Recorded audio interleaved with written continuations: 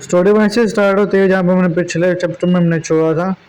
जूफर अपने कमरे में बैठा होता है, जेट के ऊपर ब्लड गिरा रहा था ताकि वो ब्लड बेबी को वेकन कर सके। और देखा जाता है जूफर की हालत काफ़ी पतली हो चुकी होती है, डिजी फील करना शुरू हो जाता है ब्लड वगैरह की, ज़्यादा ब्लड लॉस की वजह से।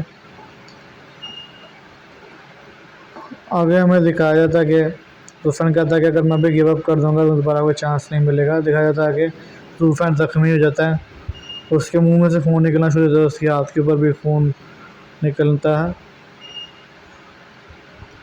जूफर कहता है मैं डर अगर ऐसे चलता रहा तो मेरी ज़िंदगी खतरे में है। आगे सीन शिफ्ट होता है, हमें क्या कहते हैं शाउन एम्परर सिखाया जाता है। जूफर को कहते हैं कि तुम मारे वाले में नाइट सीक्रेट बुक पढ़ो। नाइट सीक्रेट बुक क्या कहते हैं होली रैली का हमारे वाले करो। जूफर कहता तुम सारे क्या कहते हैं विलन हो। फिर आगे दिखाया जाता है जूफर में डिसेबल, जिसे वो कहता है चीटर, धोखेबाज। वो कहता तुम सारे चाहते हो कि मैं मरूं, लेकिन मैं मरा नहीं, मैं बदला अपना लूँगा। और ज़ोर से चिल्लाता है। आसपास हमें थ्रेड्स से नज़र आना शुरू हो जाते हैं ब्लड के। वो कहते हैं डिस्ट्रॉय। कहता है ये क्या हुआ।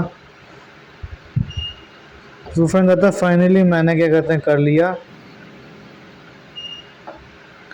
आगे में दिखाया जाता है जो थ्रेड्स हैं वापस आपस में जुड़ना शुरू हो जाते हैं। जूफर कहता है अवेकन। फाइनली जूफर ने वेकन कर लिया है। वो ब्लड बेबी को आगे दिखाया जा रहा है।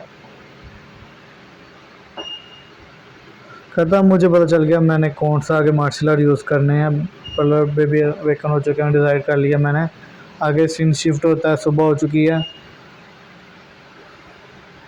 पैंग कहता है कि अब तुम्हारा बिजनेस ख़त्म हो चुका है, काम तुम्हारा हो चुका है।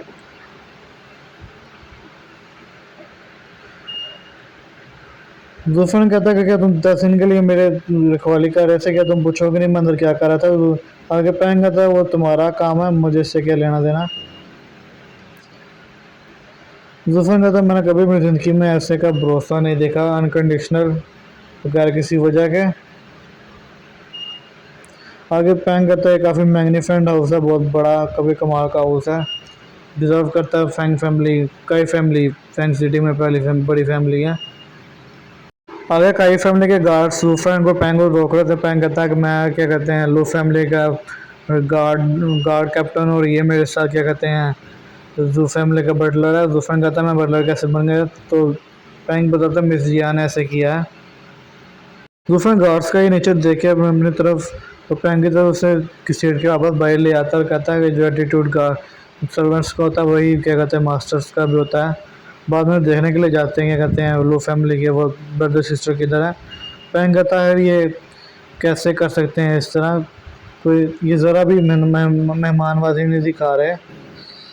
जूफर ने तो वो इन्हें इंसान की तरह भी ट्रेड नहीं करे, देखो ज़रा आके यहाँ पे। तो देखते हैं रू फैमिली का जो यंग मास्टर है वो क्या कहते हैं जहाँ पे गोरे रखे जाते हैं वहाँ पे बैठा हुआ है, टूटा फूटा घर है। वो कहता है कि यहाँ पे रहना ऐसे ही है, अपनी बेइज्जती करवाना, चलो मेरे साथ चलो, तुम्हारी सिस्टर कहाँ है। आगे दूसरा कहता है उनकी हिम्मत कैसे हुई। आगे दिखाया जाता है कि जो कपल है कई फैमिली का आपस में खेलने में लगे हुए हैं। जिया उस लड़के को कहती है कि अपने क्या कहते हैं बाप को और वो एंगेजमेंट ना तोड़ें। शॉटिंग करता है मैं तुम्हें बाद में समझ नहीं आई, जो यहाँ से निकलो, मैं तुम्हें पसंद नहीं करता। और अगर लड़की कहती है वो तुम्हें पसंद नहीं करता, वो मुझे पसंद करता है। जिया कहती है कि तुम्हें हमारी फैमिलीज़ की वो मेमोरीज याद नहीं, दो फैमिलियों की, हम दोनों आपस में साथ में बड़े हुए हैं।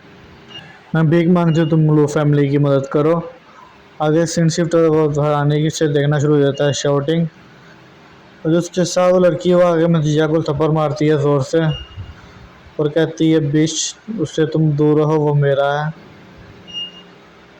अगर मैं उससे शॉटिंग करती हूँ अगर मैंने तुम्हें इस लड़की के साथ देखा तो मैं तुम्हें छोड़ूंगी नहीं। वो कहता सिर्फ तुम मेरे दिल में हो, वो कुछ भी नहीं है। अरे रो रही होती कहते रूफन मेरा फिर क्या होगा, वहाँ से जूफन आता है एकदम और मिर्जो कहती है आप दिल में कह रही होती है। जूफन आता है और कई फैमिली के जो कपल्स हैं आके थप्पड़ मारता लगा सीधा, कहता है ये बीच कपल। वो कहता है तुम कौन हो। जूफन कहता तुम्हारी हिम्मत कैसे हुई मेरी लेडी के साथ पंगा